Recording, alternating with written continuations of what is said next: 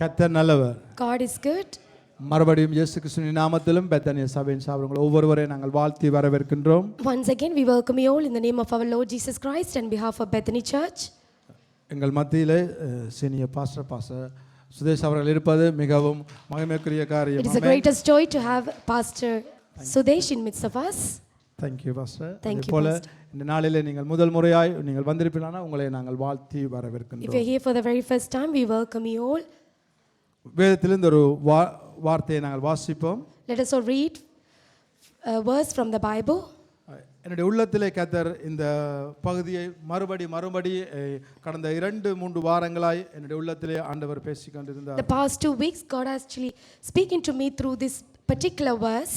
இதே செய்தியை தான் நான் கடந்த வாரத்திலே வெஸ்ட்ரைடன் சபையில் நான் பேசினேன். The same message I give in West Drayton Church last week. கடந்த உபவாச கூட்டம் வந்து கர்த்தர் இந்த வார்த்தை என்னுடைய உள்ளத்திலே போட்டார். So God has placed this particular verse, the word of God, in my heart in the fasting prayer. நான் நம்புறேன் கர்த்தர் இந்த வார்த்தையோடாய் உங்களோடு இன்று நாளிலே இடைப்படுவார். I believe that God is going to minister to us through this word today. வாசிப்போம். Let us all read. Mark எழுதின சுவிசேஷம் 4ஆம் அதிகாரம் 39ஆம் வசனம். Mark chapter 4 verse 39. அவர் எழுந்து காற்றை அதட்டி கடலை பார்த்து இறையாதே அமைதலாயிரு என்றார். அப்பொழுது காற்று நின்று போய் மிகுந்த அமைதல் உண்டாயிற்று. Then he rose and rebuked the wind and said to the sea, Peace, be still. And the wind ceased and there was a great calm. ஒரு விசை நாம் தலைகளை தாழ்த்தி இந்த வார்த்தை. Let us all bow our head and pray for this verse. பரலோக தகப்பனே அப்பா இந்த வார்த்தைக்காக உமக்கு நன்றி செலுத்துகிறோம். Heavenly Father, we thank you for this wonderful word ஆண்டவரே உம்முடைய வார்த்தை போல மேலானது காரியம் ஒன்றுமே இல்லை. There is nothing above and greater than the word of ஆண்டவரே yours. நீர் எங்களோடு இந்த நாளில் இடைவரும்படியாய் ஜெபிக்கிறோம் ஆண்டவரே. You may Lord speak to us today. உம்முடைய வார்த்தை எங்களை கட்டட்டும் ஆண்டவரே. Let your word build us, Father. உம்முடைய வார்த்தை எங்களை உயிர்ப்பிக்கட்டும் ஆண்டவரே. Let your word make us alive. உம்முடைய வார்த்தை எங்களுடைய சூழ்நிலையை மாற்றட்டும். Let your word change our circumstances. உம்முடைய வார்த்தையினால் எங்கள் ஒவ்வொருவரையும் ஆசீர்வதித்தலும் ஆண்டவரே. Bless through your word, இந்த Father வார்த்தைக்கு God. விரோதமாய் எழும்புற எல்லா பொல்லாத ஆவிகளின் திட்டங்களை இயேசுவின் நாமத்தில் அப்புறப்படுத்துகிறேன். come against this word, Father, we rebuke it in the name of Jesus. வார்த்தைக்கு விரோதமாய் எழும்புற சிந்தனைகளை அப்புறப்படுத்துகிறேன். Every thought that come against this தேவ word, ஆவியானவர் எங்களை ஆளுகை செய்யும்படியாய் ஜெபிக்கிறேன். may Lord, the Holy Spirit of God, take control of this, Father God. Let this word become multiplied in 30, 60 and 100 folds of blessing, Father God. Bless us in the name of Jesus. Amen. ஆமென். இங்க பார்க்கிறோம் ஆண்டவராகிய இயேசு சொல்றார் இறையாதே அமைதலாயிரு. Lord Jesus Christ says, be at peace, be still. எந்த சூழ்நிலையிலே நாங்கள் இருந்தாலும் எங்களுடைய சூழ்நிலை மோசமான நிலைமையில இருந்தாலும் கர்த்தர் ஒருவர்தான் எங்களுடைய சூழ்நிலையை அறிகிறார். Even if you're in the worst circumstances or very bad position, God is the one who makes us alive. எங்களுடைய சூழ்நிலையை யாராலும் அறிந்து கொள்ள முடியாது. No one will know our circumstances. எங்களுடைய உள்ளத்தை யாராலும் அறிந்து கொள்ள முடியாது. முடியாது. No one will know our hearts. எங்களுடைய பெற்றாரால் அறிந்து கொள்ள முடியாது. Our parents will not know this. எங்களுடைய பார்ட்னரால் அறிந்து கொள்ள முடியாது. Even our partner will not know this. பிள்ளைகளால் அறிந்து கொள்ள முடியாது. Our children will not know this. Even ஊழியக்காரரால் கூட எங்களுடைய உள்ளத்தை அறிந்து கொள்ள முடியாது. Even the servant of God might not been able to know that. ஆனா வேதம் சொல்லுது கர்த்தர் உள்ளத்தை காண்கிற தேவன். But the word of God says that God is able to see our hearts. கர்த்தர் உள்ளத்தை காண்கிற தேவன். Our God sees our hearts. நீங்க எந்த விதமான சூழ்நிலையில இருந்தாலும் கர்த்தருடைய வசனம் சொல்லுகிறது. But the word of God says, அந்த சூழ்நிலையை பார்த்து நீங்கள் சொல்லுங்கள் இறையாதே அமைதலாயிரு. So look at the circumstances and say that be at peace and be still. ஏனென்றால் என்னுடைய வாழ்க்கை என்னும் படகில் ஆண்டவராகிய இயேசு என்னோடு இருக்கிறார். Because the lifeboat of ours, the Jesus Christ is in it. தைரியமாய் சொல்லலாம். Therefore we can boldly say இறையாதே அமைதலாயிரு. So we can say be at peace and be still. என்னோடு இருக்கின்றார். Because our God is with us. இந்த பகுதியுடைய பின்னணியை நான் வாசிப்போம். Mark 4 அதிலே 37ஆம் வசனத்தில் இருந்து. Let us all read from Mark chapter 4 verse 37 onwards. அப்பொழுது பலத்த காற்று உண்டாகி படகு நிரம்பத்தக்கதாய் அலைகள் அதன் மேல் மோதிற்று. கப்பலின் பின்னணியில் அவர் தலையணையை வைத்து நித்திரை பண்ணி இருந்தார். அவர்கள் அவரை எழுப்பி போதகரே நாங்கள் மடிந்து போகிறது உமக்கு கவலை இல்லையா என்றார்கள். அவர் எழுந்து காற்றை அதட்டி கடலை பார்த்து இறையாதே அமைதலாயிரு என்றார். அப்பொழுது காற்று நின்று போய் மிகுந்த அமைதல் உண்டாயிற்று. அவர் அவர்களை நோக்கி ஏன் இப்படி பயப்பட்டீர்கள், ஏன் உங்களுக்கு விசுவாசம் இல்லாமல் போயிற்று என்றார். அவர்கள் மிகவும் பயந்து இவர் யாரோ காற்றும் கடலும் இவருக்கு கீழ்ப்படுகிறது என்று ஒருவரோடு ஒருவர் சொல்லிக் கொண்டார்கள். Mark chapter 4 verse 37 to 41. And a great windstorm arose, and the waves beat into the boat, so that it was already filling. But he was in the stern, asleep on a pillow, and they awoke him and said to him, Teacher, do you not care that we are perishing? Then he rose and rebuked the wind, and said to the sea, Peace, be still. And the wind ceased, and there was a great calm. But he said to them, Why are you so fearful? How is it that you have no faith? And they feared exceedingly and said to one another, Who can this be, that even the wind and the sea obey him? ஆமென். இந்த பகுதியினுடைய பின்னணியை நாங்கள் வாசித்தோம்.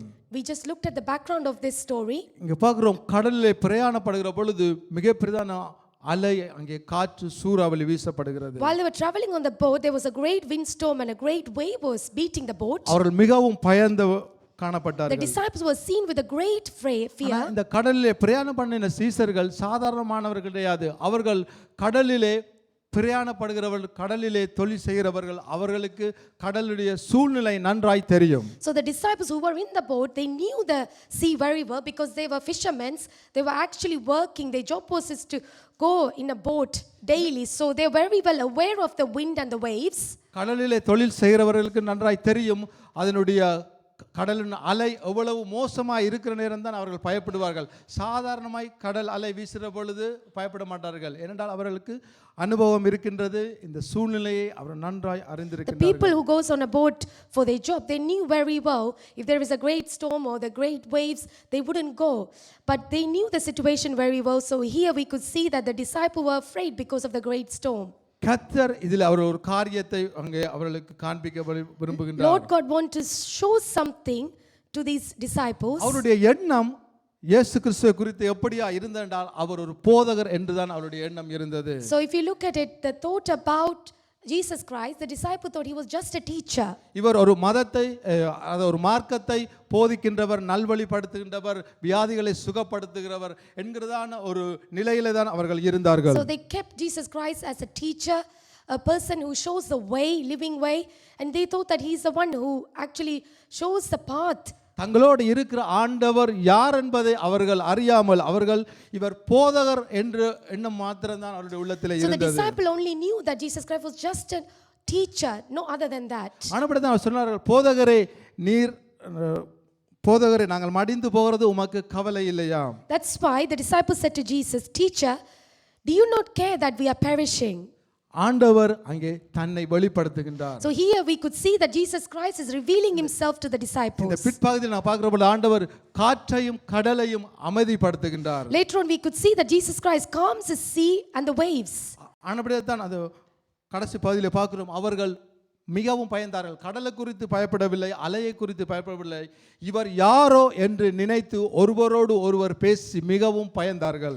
So later on we could see that they did not really afraid of the wind or the waves or the sea, but they were looked at each other and thought, who is he that even the wind and the sea obey him? அவர்கள் மிகவும் பயந்து, We could see that they were exceedingly feared. முதல் பார்க்கிறோம் அவர் அலைகளுக்கு பயந்தார்கள், ஆனால் இங்க பார்க்கிறோம் அவர்கள் மிகவும் பயந்து. So before we saw that they was afraid of the wind and the sea, இவர் யாரோ, here he's scared of Jesus காற்றும் Christ. கடலும் இவருக்கு கீழ்ப்படுகிறது என்று ஒருவரோடு ஒருவர் சொல்லிக் They கொண்டார்கள். feared exceedingly and said to one another, who can this be that even the wind and the sea obey him? இப்பதான் அவர்களுக்கு ஒரு வெளிப்பாடு வருகிறது. Now they're getting the revelation. இப்பதான் அவர்களுக்கு ஒரு வெளிப்பாடு வருகிறது. Now only they're receiving the revelation. காற்றையும் கடலையும் சாதாரண ஒரு மனுஷனாலே அங்கே அடக்க முடியாது.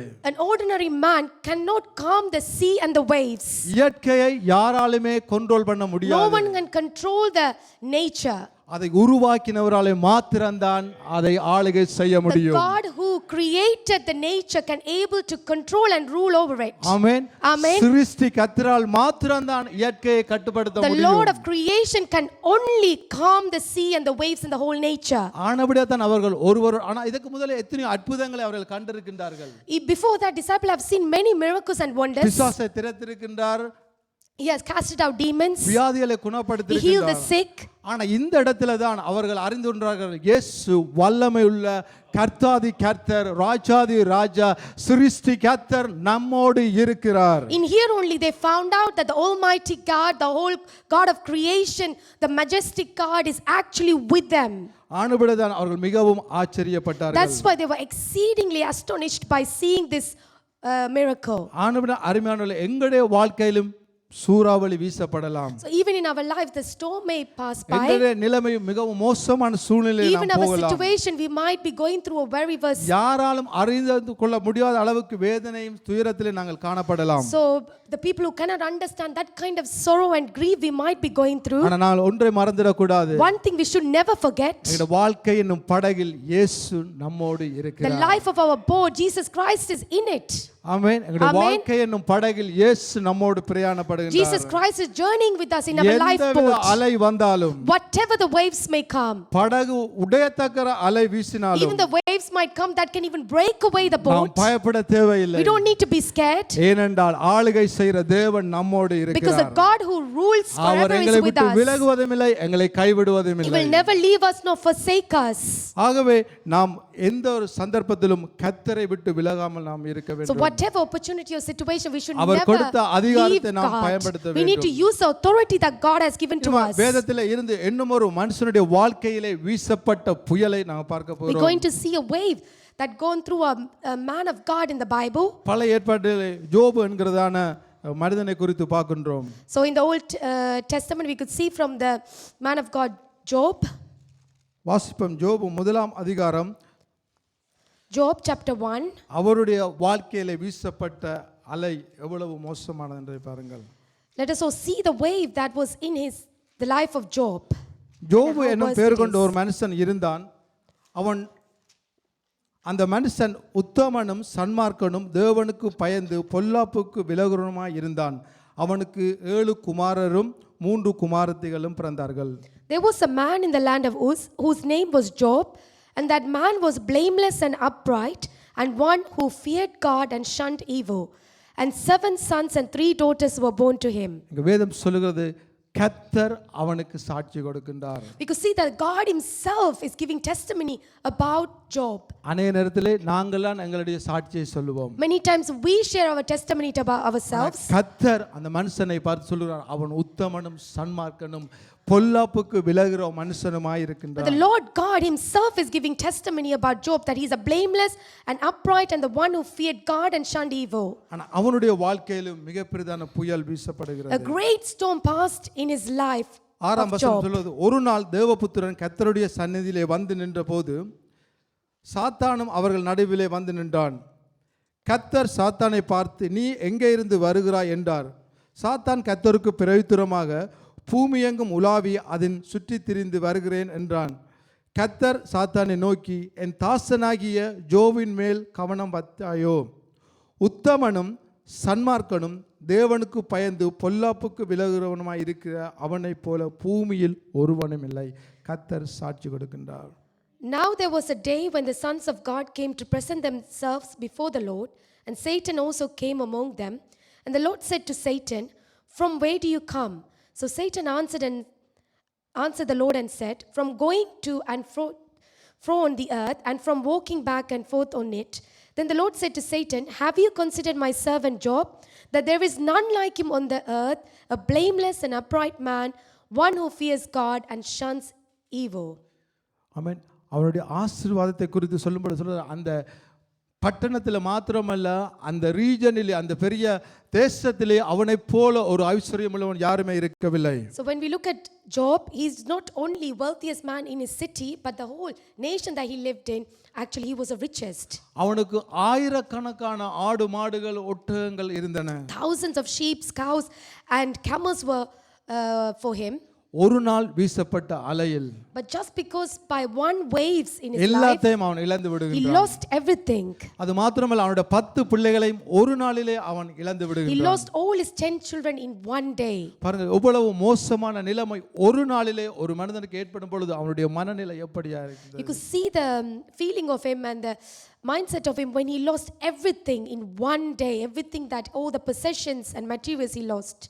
வேதம் அவனை பற்றி சொல்லும் பொழுது சொல்கிறது அவன் பொல்லாப்புக்கு விலகுற மனுஷன். But the word of God says about him is that he shuns evil. கர்த்தரை தேடுகிற மனுஷன். He's the one who sought after God. கர்த்தருக்கு உத்தமனாய் இருந்த மனுஷன். He's upright and blameless. அவனுடைய வாழ்க்கையில மிகப்பெரிதான சோதனை வருகின்றது. A great test came along his life. ஒரு நாளிலே சகல ஆசீர்வாதங்களை இழக்கின்றான், 10 பிள்ளைகளையும் அவன் He இழக்கின்றான். lost all his blessing. He lost all his 10 children in one day. ஆனா அவன் ஒன்றை இழக்கவில்லை.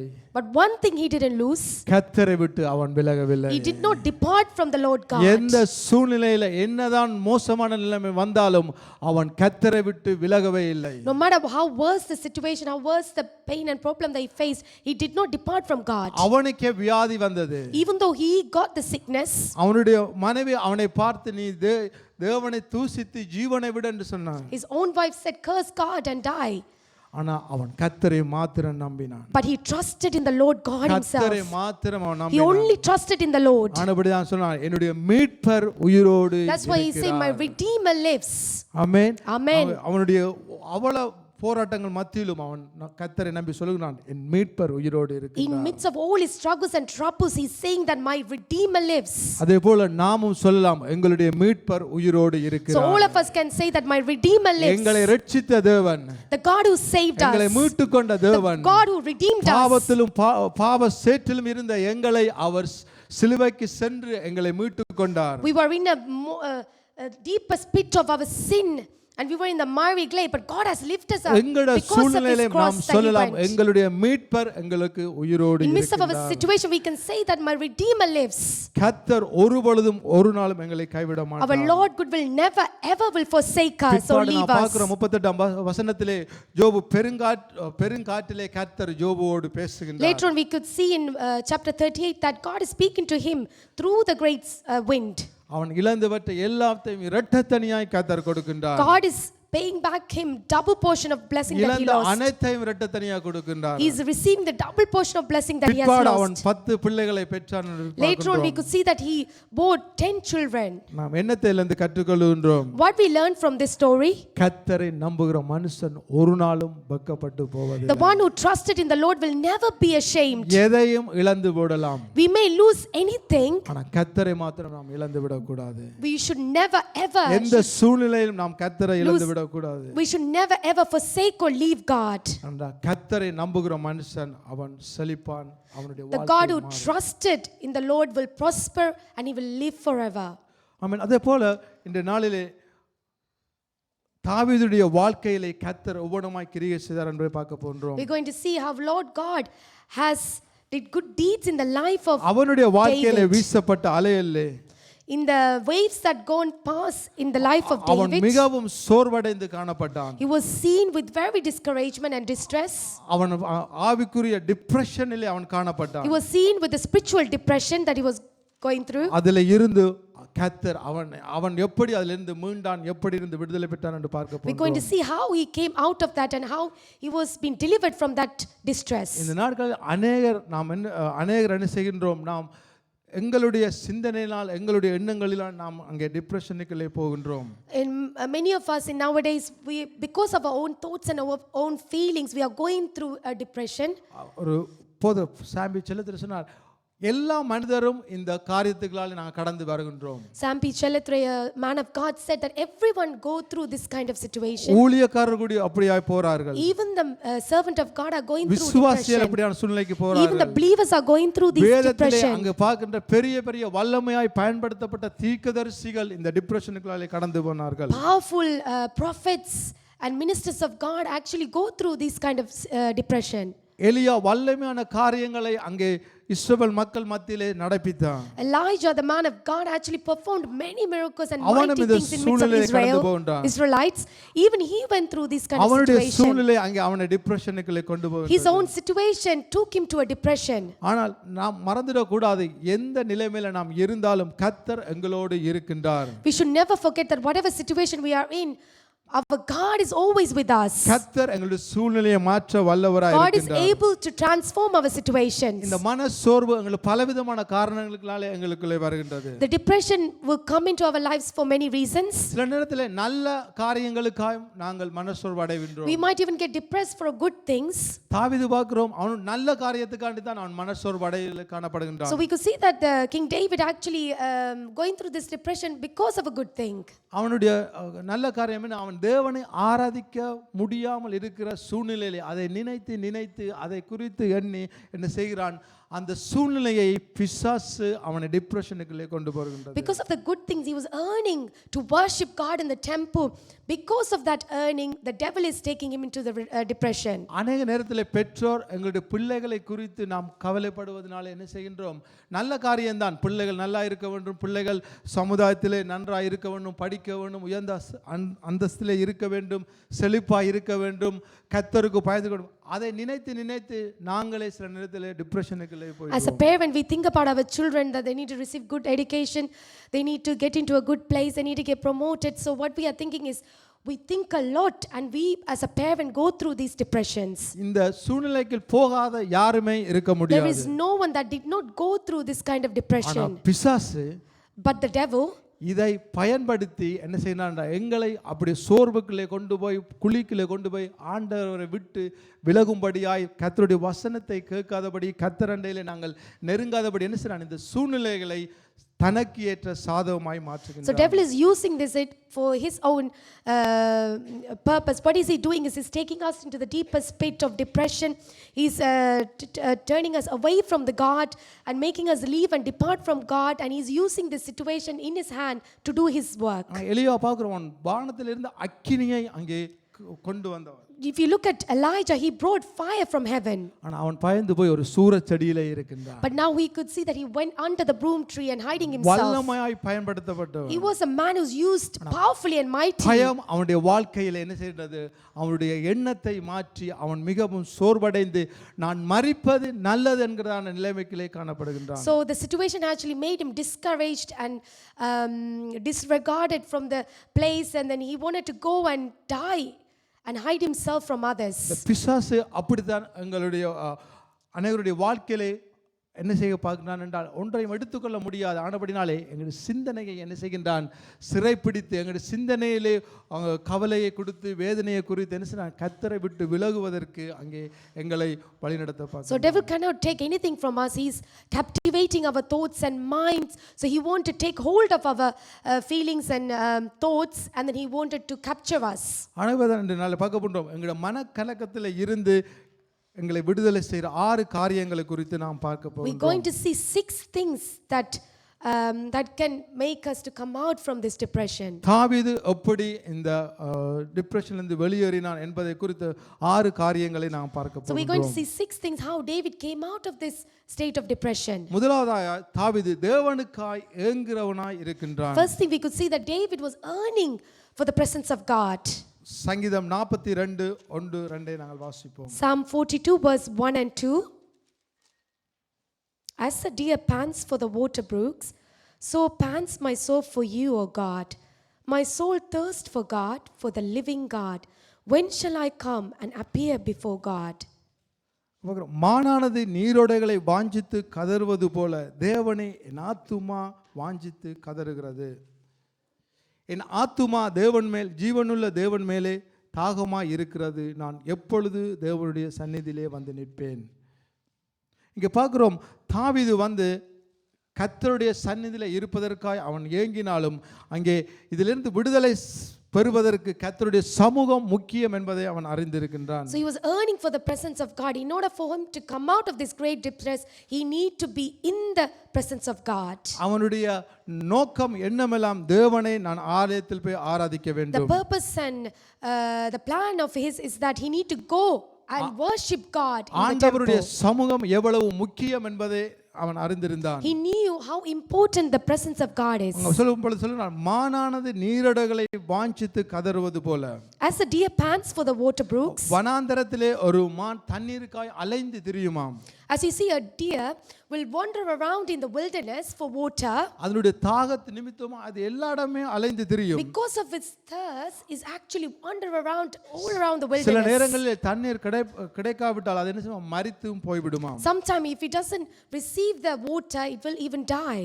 அவ்வண்ணமாய் தாவீது உணர்ந்து சொல்லுகிறான், நான் ஆண்டவரை அவ்வண்ணமாய் நான் தேடுகிறேன், ஆண்டவருடைய சமூகத்தை அவ்வண்ணமாய் நான் தேடுகின்றேன். Same way, King David is seeking for the presence of God. மானுக்கு தண்ணீர் எவ்வளவு முக்கியமோ, How important the water is for the deer. எங்கள் ஒவ்வொருவருக்கும் தேவனுடைய பிரசன்னம் முக்கியம். For each one of us, the presence of God is so much தேவனுடைய important. சமூகம் முக்கியம். His presence is so important to தேவனை us. ஆராதிப்பது முக்கியம். Worshipping God is so important for us. ஆலயத்திலே வந்து ஆராதிப்பது முக்கியம். It is very important for us to come to the house of God and worship. அவன் ஏங்குகின்றான். He is earning for that. அனுபவ வேதம் சொல்லுகிறது, அவருடைய சமூகத்தில் எங்களுக்கு இளைப்பாறுதல் இருக்கிறது. That's what the word of God says. In His presence there is rest and peace. ஆனபடியா நாம் சபை கூடுதலை நாம் விட்டுவிடக் கூடாது என்று வேதம் மறுபடி சொல்றது காரணம் என்னென்றால், கர்த்தரை நாம் ஆராதிக்கிற பொழுது தேவனுடைய சமூகம் எங்களுக்கு ஆறுதலாக இருக்கிறது. That's what the word of God teaches us, that we should never depart from assembling together to worship God. தேவனை சந்திக்கிற இடமாய் இருக்கின்றது. This is a place when we have an encounter with God. தேவனுடைய பிரசன்னத்தை உணர்கிற இடமாய் This is இருக்கின்றது. a place where we feel the presence and we meet with God. அநேக நேரங்களில் நான் நினைப்போம், ஆண்டவர் எங்களுக்குள்ளே தானே இருக்கின்றார், Many times we think that our God is living within us. ஏன் நாம் ஆராதனைக்கு போக So வேண்டும், why we need to go to service? நாம் வீட்டையே இருக்கலாம் I can தானே. stay at home and worship. ஆனால் நாம் வேதத்தை நன்றாய் கவனித்து பார்க்கிற If we பொழுது look carefully and read it carefully, the word of God, வேதம் மறுபடி சொல்லுகிறது, again and again the Bible நாம் emphasizes ஒன்று கூடுகிற இடத்தில், the place where we assemble together, நாம் தேவனை ஆராதிக்கிற இடத்தில் the place where we worship God. அவருடைய பிரசன்னம் வித்தியாசமான விதத்தில் கிரியை செய்கிறது. The presence will move among us differently. ஆனபடியே தான் வேதம் சொல்லுகிறது, அவர் ஆலயத்தில் வாசம் பண்ணுகிறார். Because that's why the word of God says He dwells in the house of God. Pavul சொல்லும் பொழுது புதிய ஏற்பாடு சொல்லுகிறார், அங்க ஆராதிப்பதை நாம் விட்டு விடாது இருக்க வேண்டும். That's why Apostle Paul says in New Testament that we should not depart from going to the house of God. வேதம் சொல்லுது, அவருடைய நாமத்திலே இருவரோ மூவரோ எங்கு ஒருமனப்படுறால் அந்த இடத்திலே அவர் வாசம் பண்ணுகிறவர். So where 2 or 3 gather in the place, God will be in the presence. எங்களுக்குள்ளே ஆண்டவர் இருக்கிறார், அதில் மாற்று கருத்தே இல்லை. There is no doubt that God is with us. ஆனால் சபையில நாம் ஆராதிக்கிற பொழுது But when we worship in the அவருடைய house of பிரசன்னம் God, எங்களை வித்தியாச விதத்திலே ஆளுகை செய்யும். His presence will take control and rule over us differently. அதுக்கு பழைய ஏற்பாட்டிலே நல்ல ஒரு உதாரணம் There is இருக்கின்றது. a good example in Old Testament. மோசே இஸ்ரவேல் ஜனங்களை வழிநடத்தி வருகின்றார். When Moses led the people of அந்த Israel, மக்களுடைய கடினமான இருதயத்தின் நிமித்தமாய் because of the grumbling heart, அவர்களை அழித்து போடாத படிக்கு so that he could not destroy those ஆண்டவர் சொல்றார், Israelites. நான் இவர்களை வழிநடத்த மாட்டேன், That's why Moses says, I will not lead them. என்னுடைய தூதன் இவர்களை வழி God நடத்துவார். says he will not lead, only my angels will lead them. மோசே அவன் அப்படியே தாழ்வன்னு சொல்றான், ஆண்டவரே நீர் வராட்டி, உம்முடைய பிரசன்னம் இல்லாட்டி நான் இந்த இடத்திலிருந்து ஒரு அடிகுடி நான் நகர மாட்டேன். That's why the Moses says that if you don't come, Lord, I will not move away, even take a one step further from this place. ஒரு அடிகுடி நான் நகர I will not மாட்டேன். even take a step further. நீர் வாக்குரைத்தவர், You are the one who promised. நான் உன்னை விட்டு விலகுவதும் இல்லை, You said that you உன்னை will never கைவிடுவதும் leave. இல்லை, You said you will never நான் forsake. உங்களை நான் அழைத்திருக்கிறேன், I have called you, you said. நான் ப்ராமிஸ் பண்ணின உங்களுடைய தகப்பனாய் ஆபிரகாமுக்கு ப்ராமிஸ் பண்ண தேசத்தை நான் கொடுப்பேன், உங்களை விட்டு விலகுவதும் இல்லை, உங்களை கைவிடுவதும் இல்லை. Lord God said that I will give you the nation that I promised to your forefather Abraham. Same promise I will அப்படியாய் மோசே bring it to pass in தேவனுடைய your life. பிரசன்னத்தை அவன் அங்கே வாஞ்சித்தான். So Moses actually earned for the presence of God. ஆனா நிச்சயமா தெரியும், கர்த்தர் அவனுக்கு நன்றாய் தெரியும், கர்த்தருடைய தூதன் தங்களை வழிநடத்த முடியும் என்று. Moses knew that even the angels could lead them. ஆனா அவன் அங்கே தூதரை நம்பவில்லை, But he did not put trust on the angels. அற்புதத்தை நம்பவில்லை, He didn't trust in the miracles. கர்த்தரை மாத்திரம் But he நம்பினான். trusted in the Lord அவருடைய God. பிரசன்னத்தை மாத்திரம் He நம்பினான். trusted in the presence அவருடைய of God. பிரசன்னம் வாழ்க்கையை மாற்றும். His presence can transform people's life. It can transform people's ஆனபடியே situations. தான் நாம் ஆண்டவரை தேடுகிற பொழுது ஆராதனைக்கு வருகிற பொழுது அந்த வாஞ்சையோடு நாம் கடந்து கொள்ள That's why when we வேண்டும். seek after God and when we come to worship God, we need to come with that earning and great desire ஏதோ நாம் to feel the presence of ஏதோ God. நான் கடமைக்காய் ஆராதனைக்கு வந்தேன், நான் பாட்டை பாடினேன், நான் துதித்தேன் என்று போய்விடக்கூடாது. We should not just go away for the sake we came and worship God and attended the service and depart from this place. மோசே சொன்னது போல ஆண்டவரே உம்முடைய மகிமையை நான் சபையிலே காண வேண்டும். Moses said that I will see the glory of yours உம்முடைய in the tabernacle. பிரசன்னத்தை நான் காண வேண்டும். I want to see your presence in the house of பிரசன்னம் வருகிற God. பொழுது என்னுடைய வாழ்க்கை மாறும். If the presence come, my life will be transformed. ஆகவே தாவீதுடைய வாழ்க்கையிலே கர்த்தர் இந்த டிப்ரெஷன்லிருந்து வெளியேறுவதற்கு அவன் அறிந்து கொண்ட ஒரு காரியம் கர்த்தருடைய பிரசன்னம். In the life of David, we could see that one thing that he can come out of from the Great Depression is the presence of God. ஆகவே நாம் சபை கூடுதலை விட்டுவிடக் கூடாது. So we should not depart from assembling together as in the church. எபேசியர் 4:12 வாசிக்கிறோம். Ephesians 4:2 we read. சபை கிறிஸ்துவின் சரீரமாய் இருக்கிறது. The church is the body of Christ. அவர் தம்முடைய சுய இரத்தத்தினாலே சம்பாதித்த அவருடைய சபை. He bought with his own blood is the church. ஆகவே நாம் சபைக்கு வருகிறோம் என்றால் அதற்கு ஒரே ஒரு நோக்கம், கர்த்தர் இந்த சபையை உண்டு பண்ணியிருக்கிறார், கர்த்தர் சபையிலே வாசம் பண்ணுகிறார், கர்த்தருடைய சரீரமாய் சபை இருக்கின்றது. So the main thing that when we come to church we need to understand that he's the one appointed the church, he's planted it and he's the one, he dwells in the house of God. இரண்டாவது நாம் பார்ப்போம் Secondly, எப்படி we could இந்த சூழ்நிலையில் இருந்து தாவீது விடுதலை பெற்றான். Secondly, we're going to see how David has come out of this depression. இரண்டாவதாய் கர்த்தருக்காய் அவன் காத்திருப்பவனாய் இருக்கின்றான். He is a man who waited on the Lord God. ஆமென். நாம் கர்த்தருக்காய் பொறுமையோடு காத்திருக்க வேண்டும். When we waited patiently for the presence of God. சங்கீதம் 42:5 வாசிப்போம். Let us all read Psalm 42 verse 5. என் தேவனே, என் ஆத்துமா எனக்குள் கலங்குகிறது, ஆகையால் யோர்தான் தேசத்தின் ஐந்தாவது என் ஆத்துமாவே நீ ஏன் கலங்குகிறாய், ஏன் எனக்குள் தியங்குகிறாய், தேவனை நோக்கி காத்திரு, அவர் சமூகத்தின் இரட்சிப்பின் நிமித்தம் நான் இன்றும் அவரை துதிப்பேன். Why are you cast down, O my soul? Oh, why are you disquieted within me? Hope in God, for I shall yet praise him for the help of his countenance. அங்கே மன கலக்கத்தோடு இருந்த தாவீது அவன் பொறுமையுடன் தேவனுக்காய் காத்திருப்பவனாய் இருக்கின்றான். You could see that the David who was dismayed and disquieted and cast down, we could see that he is waiting patiently and having hope in God. 3 தடவைகள் அவன் மறுபடி இதை சொல்லுகின்றான். 3 times again and again தன்னுடைய ஆத்துமாக்கு சொல்லுகின்றான். He's saying to his own soul, நீ காத்திரு. He says, ஏன் hope in எனக்குள் God. கலங்குகிறாய், Why are you cast ஏன் down? எனக்குள் தியங்குகிறாய், Why are you disquieted within me? அவரிடத்திலே காத்திரு. Hope in God. அநேக நேரங்களிலே Many times எங்களுடைய உணர்வை நாம் நம்பி விடுகின்றோம். we trust in our own feelings. Doctor Vasanthakumar சொன்னார், எங்களுடைய உணர்வின் அடிப்படையில் நாம் எங்களுடைய வாழ்க்கையை நடத்தக்கூடாது. So Vasanta Kumar pastor said this, that we should not lead our life according to our inner feelings. எங்களுடைய உணர்வு எப்பொழுதும் உண்மையை சொல்லிவிடாது. Our feelings, our conscious mind will not always say the right things. எங்களுடைய உணர்வு எங்களை ஏமாற்றுகிறதா இருக்கின்றது. Our feelings might even disappoint us. சில நேரத்துல எங்களுடைய உணர்வு சொல்லும், ஆண்டவர் என்னோடு இருக்கின்றாரா. So many times our feelings might say, is it really God is with ஆண்டவர் me? இருந்தால் ஏன் எனக்கு இவ்வளவு சோதனை? If God is with me, then why is ஆண்டவர் this இருந்தால் taking ஏன் place in my என்னுடைய பாதை life? இவ்வளவு கடினமா இருக்கிறது? So we might even ask, our feelings will say that why ஏன் this path is so hard. என்னை சுற்றி இந்த சோதனை ஏன் இவ்வளவு பெரிய போராட்டம் என்று எண்ணுகின்றோம். We might even feel and think that why around us so many problems and pain and griefs and sorrow is going. எங்களுடைய உணர்வை நாம் நம்பி விட We கூடாது. should never trust our வேதம் feelings. சொல்லுகிறது, The word of God says, அவர் உன்னை விட்டு விலகுவதும் இல்லை, உன்னை கைவிடுவதும் the இல்லை. word of God said, I will never leave you nor forsake உணர்வு you. எங்களுக்கு பொய்யை சொல்லும். Our feelings will lie to us, ஆனா கர்த்தருடைய வசனத்தை நாம் நம்ப வேண்டும். but we need to trust in the word of எங்களுடைய God. உணர்வை காட்டிலும் Above our feelings, கர்த்தருடைய வார்த்தை மேலானது.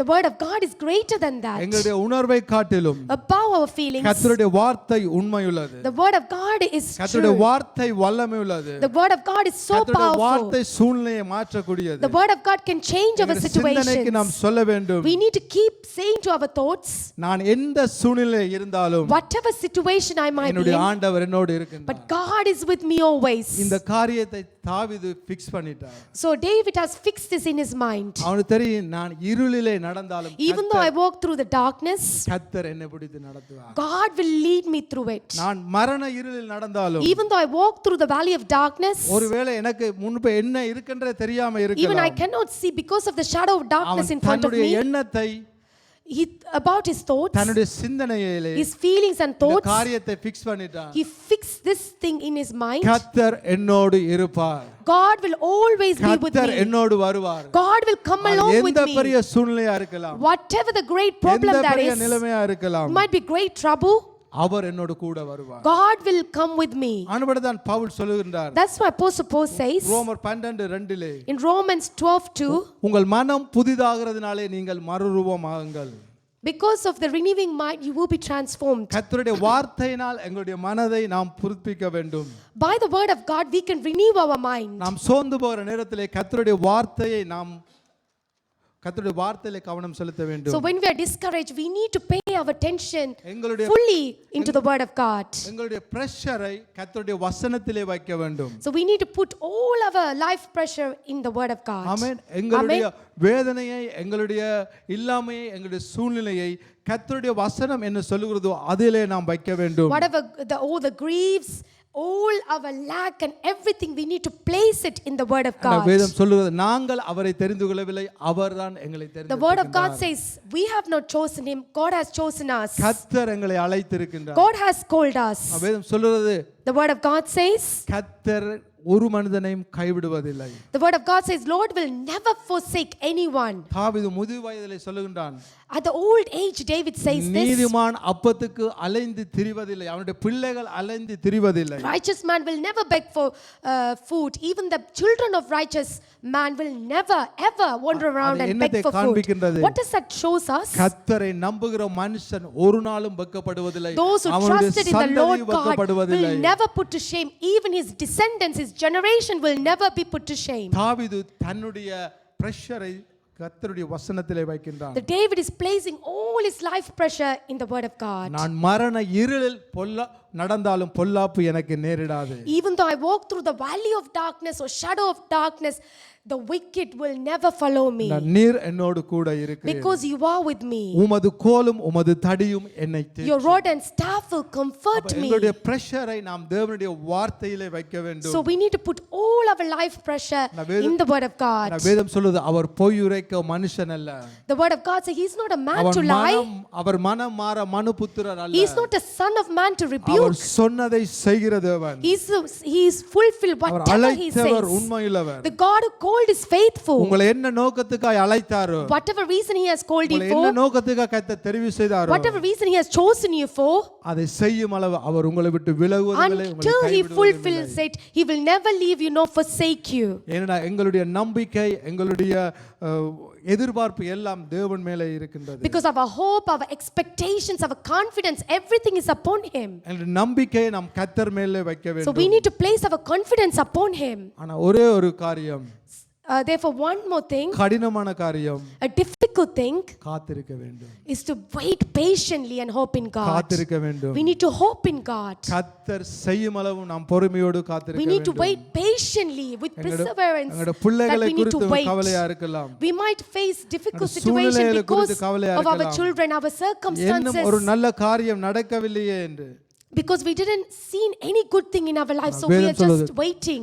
கர்த்தருக்கு காத்திருக்கிறவர்கள் புது பலன் அடைவார்கள். Those who waited upon the Lord will soar கர்த்தருக்கு like an eagle. காத்திருக்கிறவர்கள் புது பலன் They அடைவார்கள். will receive new strength and soar like an eagle. தாவீதும் அதேபோல அவனுடைய சூழ்நிலையில் கர்த்தருக்காய் காத்திருந்தான். So same way David is waiting upon God and hope in him.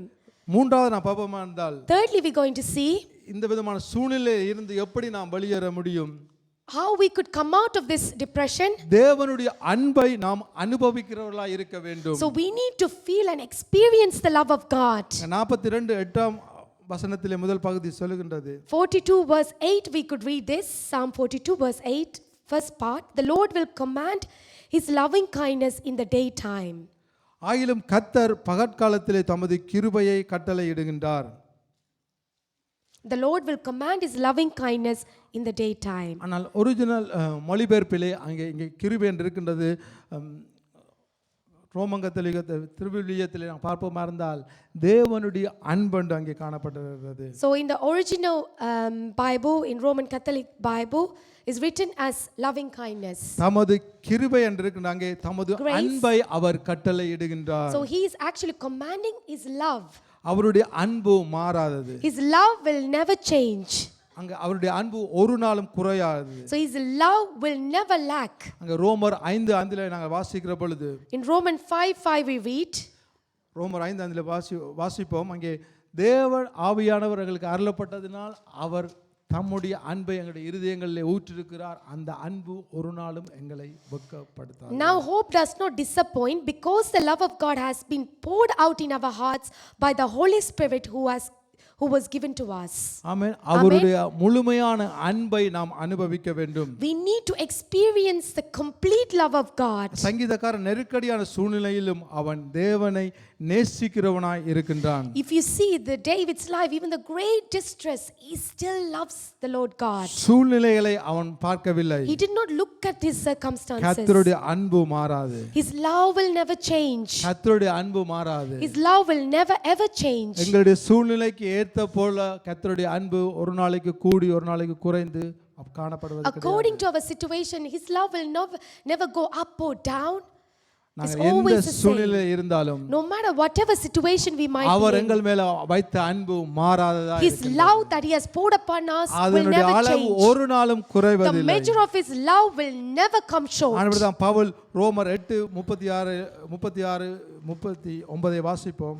That's why Apostle Paul in Romans chapter 8 he writes like this.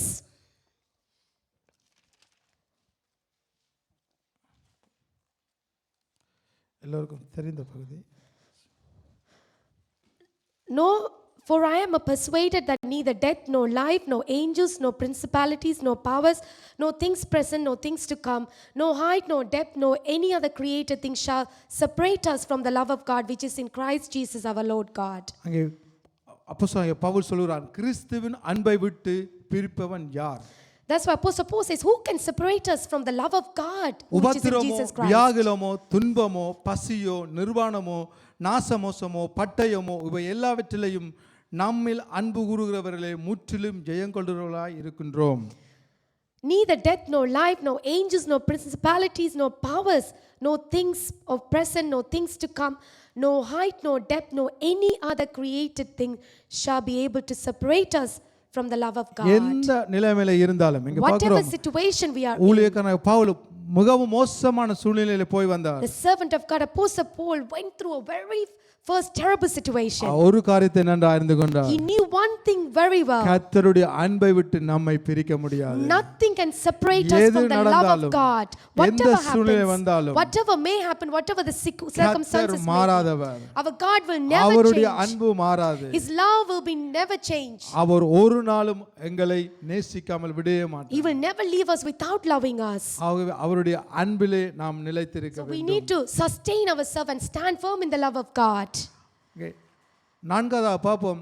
Fourthly, we could see தாவீது அது மாத்திரமல்ல தேவனை பற்றி பாடுகிறவனாயும் இருந்தான். not only that, David sings songs about Lord God. இராக்காலத்திலே அவரை பாடும் பாட்டு என் வாயில் இருக்கிறது. And in the night his song shall be with me. அவனுடைய நெருக்கடியான சூழ்நிலை அவன் என்ன செய்கின்றான், இதில் இருந்து வெளியேறுவதற்கு அவன் நான் தான் தேவனை பாடி துதிக்கிறவனாய் காணப்படுகிறான். In his great distress he is saying one thing that he could come out of it is he always sings song for God. அநேக ஊழியர்கள் தங்களுடைய சூழ்நிலையில் இருந்து மாற்றம் பெறுவதற்கு அங்கே என்ன செய்கிறார்கள், தேவனை அனுதினமும் துதிக்கிறவர்களாய் பாட்டை பாடி கர்த்தரை ஆராதிக்கிறவர்களாய் இருக்கிற பொழுது அவருடைய சூழ்நிலைகள் அங்கே மாறுகின்றன. Many ministers of God, if you could see, in order to come out of great distress and depression, they normally sing songs and worship God in order to come out of it. அப்போஸ்தலர் 16ஆம் அதிகாரம் 25ஆம் வசனத்தை வாசிக்கிற பொழுது அங்கே பவுலும் சீலாவும் சிறையிலே போடப்பட்ட பொழுது அங்கே நள்ளிரவில் துதித்து பாடிக்கொண்டிருந்தார்கள். So in Acts chapter 16 we read that Apostle Paul and Silas, how they came out of prison is that they praised God and worshipped God in the prison. அநேக நேரங்களில் நாம் சோர்வில் இருக்கிற பொழுது என்ன செய்வோம், ஒரு டிவியை பார்ப்போம், இல்லாது ஜோக்கை கேட்போம்.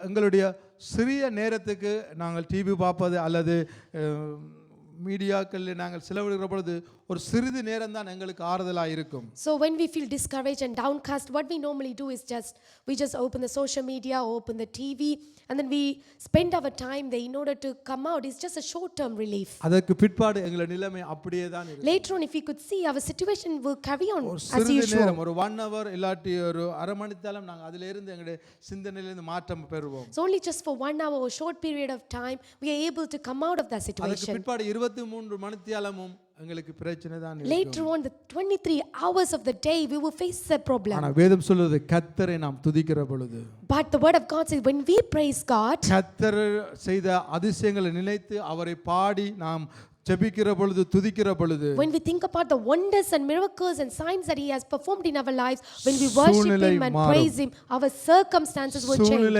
Our situation will change. பவுலும் சீலாவும் சிறையிலே இருந்த பொழுது, When Apostle Paul and Silas were in the prison, ஜெபித்தார்கள். they both prayed. சிறை கதவு திறக்கப்பட்டது. They praised God and the prison door opened. ஆகவே நாம் நல்ல பாட்டுகளை பாடி தேவனை நாம் எங்களுடைய சூழ்நிலையிலே நாம் துதிக்கிற பொழுது கர்த்தர் காரியத்தை When we வாய்க்கப்படுவார். sing good songs and praise God, what will happen is that God is able to deliver us from our great distress. ஐந்தாவதா நாம் Fifthly, we're going to see தாவீது தன்னுடைய சூழ்நிலையை எப்படி ஜெயம் பெற்றான். how David overcame or been victorious over his depression. தேவனிடத்தில் அவன் ஜெபிக்கிறவனாய் He இருக்கின்றான். is a man of God who prayed continuously amen. to God. அவன் தேவனிடத்தில் ஜெபிக்கிறவனாய் He இருக்கின்றான். is a man who prayed. வேதம் சொல்றது ஜெபம் ஜெயத்தை கொண்டு வரும். Prayer will bring victory. அங்க போகிறோம், என் ஜீவனுடைய தேவனை நோக்கி விண்ணப்பம் செய்கின்றேன். A prayer to the God of my life. பாருங்க அவருடைய வார்த்தை பாருங்க, தேவனை குறித்து சொல்ற அவர் ஜீவனுள்ள தேவன். The word of God says, especially David says, that he is a God who is alive. Our யாராம்? Who is he? ஜீவனுள்ள A தேவன். living God. எல்லாரும் சொல்லுவோம் ஜீவனுள்ள தேவன். Everyone, let us all say he's a living God. எங்களுடைய தேவன் ஜீவனுள்ள தேவன். Our God is a living ஒரு God. மரித்து போன தேவன் அல்ல. He's not a dead God. ஒரு மரித்து போன தேவனோ அல்லது எங்கேயோ ஒரு தூரத்தில் இருக்கிற தேவனை அவன் வணங்கவில்லை. He's not worshiping a God who's a dead God or a God who is afar off. அவர் ஜீவனுள்ள தேவன். He's a living our God. ஜீவிக்கிற தேவன். He's a God who's alive forever. அவர் மரித்து போன ஆண்டவர் கிடையாது. He's not a God who is dead forever. என்னுடைய சூழ்நிலையை மாற்ற வல்லமையுள்ள தேவன். He's a God who is mighty and powerful enough to change our circumstances. அவர் ஜெபிக்கிற பொழுது When he prayed, சூழ்நிலை மாறும். the situation will change. அநேக நேரங்களில் நாம் என்ன செய்கின்றோம், ஒரு சில காரியங்களுக்கு நான் ஜெபிப்போம், குறிப்பிட்ட காலத்துக்கு எங்களுக்கு பதில் கிடைக்காவிட்டால் நாம் அப்படி ஜெபத்தை விட்டு விடுவோம். Many times we pray for a particular things for a long period, and if we don't receive an answer, we just let go of it. ஆனா வேதம் சொல்லுகிறது நாம் இடைவிடாமல் ஜெபிக்க வேண்டும். But the word of God says we should continuously உங்களில் pray. ஒருவன் துயரப்பட்டால் ஜெபம் பண்ண கடவான். So if anyone who grieves or sorrow, they must pray. எலியா தீர்க்கதரிசியை நாம் பார்க்கிறோம், அது நல்ல ஒரு உதாரணம். A good example is Elijah the prophet. அவன் அங்கே மழை பெய்ய வேண்டும் என்று சொல்லி ஜெபிக்கின்றான். He prayed for a rain to come down. ஒருக்கா ஜெபித்தான். He prayed for once. மழை பெய்யவில்லை. The rain did not come. பிற்பாடு பார்க்கிறோம் 7 முறை அவன் திருப்ப ஜெபிக்கின்றான். Later on we could see that 7th time he prays over and over again for the rain to come. வேதம் என்னத்தை காண்பிக்கின்றது? What does the Bible shows us? எங்களுக்கு பதில் கிடைக்கும் வரை நாம் ஜெபிக்க வேண்டும். Until we receive an answer, we need to continuously pray. ஏண்டா அவர் பதில் கொடுக்கிற தேவன். Because our God is the one who gives answer to our சூழ்நிலை prayer. மோசமா இருக்கலாம். The situation might be very terrible. வேதம் சொல்றது கர்த்தர் பதில் தருவார். But the word of God says God will definitely answer our prayers. Your hope will not cut off. ஜெபிக்கிற பொழுது when we pray, கர்த்தர் காரியங்களை வாய்க்க பண்ணுவார். God will prosper our situations. தானியேல் ஜெபிப்பதற்கு முன்பதாகவே பதில் கிடைத்து விட்டது. So we could see that when Daniel, before he prayed, the answer already came. அங்கே பிசாசு அவனுடைய பதிலை தடை செய்கின்றான். The devil is actually blocking the answer. ஜெபிக்க வேண்டும், சத்துருடைய திட்டம் எங்களுடைய வாழ்க்கையிலே வரக்கூடாது. So we need to pray that the enemy's plan shall not prosper in our life. ஆனபடிதான் வேதம் சொல்றது எங்களுக்கு மாமிசத்தோடும் இரத்தத்தோடும் போராட்டம் இல்ல. That's what the word of God says. Our struggle is not against flesh or blood. துரைத்தனங்களோடும் பொல்லாத ஆவிகளின் சேனைகளோடும் நமக்கு போராட்டம். We have struggle against principalities and powers of the wickedness of this spiritual realm. அப்படி நாம் கடிந்து ஜெபிக்கிற பொழுது, so when we rebuke and we pray, காரியத்தை கர்த்தர் வாய்க்க பண்ணுவார். God will able to bring it past the situation that we are hoping for. பாப்பமா இருந்தால், sixthly we could see தேவன் மீது நம்பிக்கை உள்ளவனாய் இருக்கின்றான். he was a man who had a trust in the Lord. அவனுடைய நம்பிக்கை தேவன் மேலே வைக்கின்றான். His hope and trust was upon God. அதே வசனம் And he placed it upon God. 43:4 வாசிப்போம். Let us all read Psalm 43 verse 3.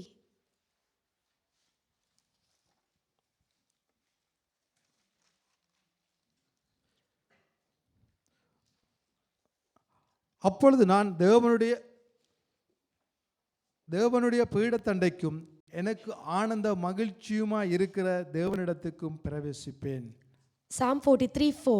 Then I will go to the altar of God, to God my exceeding joy, and on the harp I will praise you, O God my God. அவனுடைய மன கலக்கத்திலும் அவன் என்ன சொல்கின்றான்? தேவன் எப்படிப்பட்டவராம்? In midst of his depression and distress, he is saying how his God is. ஆனந்த மகிழ்ச்சியா இருக்கின்றாராம். He says, to God my exceeding joy. அவருடைய பலிபீடத்தண்டைக்கு போவேன். I will go to the altar of God. and அங்க அவனுக்கு ஆனந்தம் இருக்கின்றது. Because in that place there is a அவனுடைய great நம்பிக்கை exceeding joy. தேவனிடத்திலே இருக்கின்றது. His hope is upon அவனுடைய God. மகிழ்ச்சி கர்த்தரிடத்திலே His இருக்கின்றது. joy is upon God. அவன் மகிழ்ச்சியை தேடி வேற ஒன்றுக்கும் போகவில்லை. He did not go somewhere else for the joy. அவன் மிகவும் பெரிய செல்வந்தனாய் இருக்கின்றான் தாவீது ராஜா.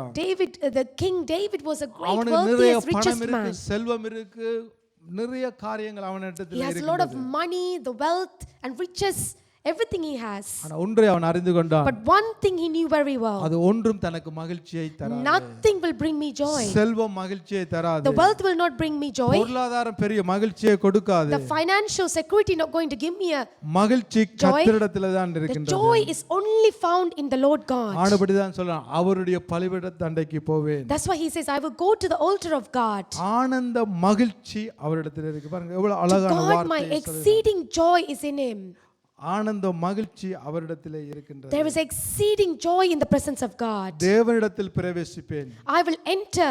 என் தேவனை உண்மையாய் சுரமண்டலத்தினால் நான் துதிப்பேன். And on the harp I will praise you, O God my God. அவன் வாத்திய கருவியினால் தேவனை ஆராதிக்கிறவனாய் With his musical instrument he worshipped God. நம்பிக்கை தேவன் மேலே His இருக்கிறது. hope is upon God. ஆகவே எங்களுடைய நம்பிக்கையை நாம் தேவன் மேலே வைக்க So our வேண்டும். hope and trust should எங்களுடைய be upon சூழ்நிலையில நாம் God. வைக்க கூடாது. We should never put trust in our கர்த்தர் situation. மேலே நாம் வைக்க We வேண்டும். need to put our hope in God. இறுதியா வாசிப்போம் பிலிப்பியர் 4:11. Lastly, let us all read Philippians 4:11.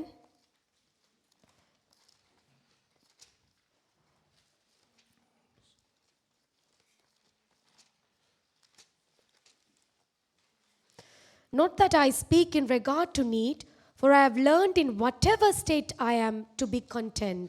பார்க்கிறோம் அவன் கர்த்தரிடத்தில் மனரம்யமாய் இருக்க கற்றுக்கொண்டான். We could see that David learned to be content in whatever he had. Amen. Amen. நாம் எழுந்து நின்று நாம் ஜெபிக்க Let போகிறோம். us all rise on our feet and எங்களுடைய pray. நம்பிக்கை கர்த்தர் மேலே இருக்க Our வேண்டும். hope is upon God. என் குறைச்சலினால் நான் இப்படி சொல்லுகிறது இல்ல. Because of my depression, I'm not saying this. ஏனெனில் நான் எந்த சூழ்நிலையில் இருந்தாலும் மனரம்யமாய் இருக்க He says, கற்றுக்கொண்டேன். whatever state I am in, I learn to be content. Amen. Amen. யாவரும் தேவனை நோக்கி ஒரு நிமிடம் ஜெபிக்க Let போகிறோம். us all look unto the Lord for a moment and எங்களுடைய pray. சூழ்நிலையை மாற்றக்கூடிய தேவன் He is a எங்களோடு God இருக்கிறார். who is able to change the situation is with நாம் us. நாங்கள் தான் எங்களுடைய சூழ்நிலைக்கு எதிராய் பேச வேண்டும். So we need to speak against our situations. ஆண்டவர் சொல்றார். Lord God says, கடலை பார்த்து ஆண்டவர் சொன்னார், He looked at the sea and said, இறையாதே அமைதலாய் இரு. be at peace and be still. எங்களுடைய சூழ்நிலைகளை பார்த்து But we have to look at our situations. நாம் சொல்ல வேண்டும். We need to say, இறையாதே அமைதலாய் be இரு. at peace and be still. எங்களுடைய வாழ்க்கை என்னும் படகில் In the boat of our life, இயேசு நம்மோடு இருக்கின்றார். Jesus is traveling with us. Hallelujah. Hallelujah. நன்றி செலுத்தும். Hallelujah. Thank you, ஸ்தோத்திரம் Jesus. ஆண்டவரே. Thank you, Father. நன்றி சுவாமி. We love you, ஆண்டவரே Father. உம்முடைய Thank you, வசனத்துக்காய் Jesus. நன்றி ஆண்டவரே. Thank you for your நீர் word, எங்களோடு Father. பேசுகிறபடினால் உம்மை Thank you for ஸ்தோத்திரிக்கிறோம் speaking to ஆண்டவரே. us, Father நீர் God. எங்களோடு இடைபடுகிறபடினால் நன்றி Thank you for Swami ministering to us, அப்பா Father இந்த வேளையில God. நான் இங்க இருக்கிறவர்களுக்காக ஜெபிக்கிறேன் We ஆண்டவரே. praying for each and every ஆண்டவரே one of us who are மனுஷனோ here. முகத்தை பார்க்கின்றான். The people look at the outer நீர் appearances, இருதயங்களை காண்கிற but you தேவன் are the God ஆண்டவரே. who look at the inner hearts. ஒருவேளை இந்த சூழ்நிலை மோசமான சூழ்நிலை The காணப்படலாம். situation might be the worst one they are facing, அலை Lord. மோதி படகு உடைற அளவில் The waves might காணப்படலாம். hit and the boat might break.